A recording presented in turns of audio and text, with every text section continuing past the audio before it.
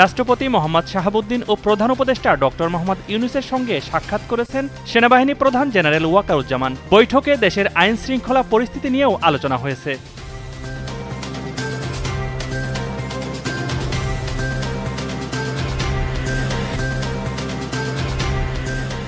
আগামী জাতীয় সংসদ নির্বাচনে সেনাবাহিনীর পাশাপাশি নৌ ও বিমান বাহিনী কাজ করবে বলে জানিয়েছেন স্বরাষ্ট্র উপদেষ্টা লেফটেন্যান্ট জেনারেল অবসর মোহাম্মদ জাহাঙ্গীর আলম চৌধুরী।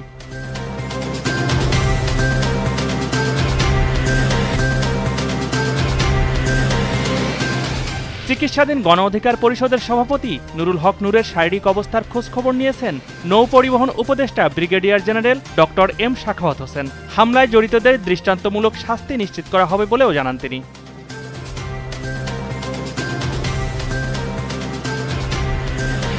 জুলাই আগস্টের গণ অভ্যুত্থানে সংঘটিত মানবতাবিরোধী অপরাধের মামলায় শেখ হাসিনা সহ ৩ আসামির বিরুদ্ধে ট্রাইব্যুনালে ১০ম দিনে সাক্ষ্য দিয়েছেন সাংবাদিক ও চিকিৎসকেরা।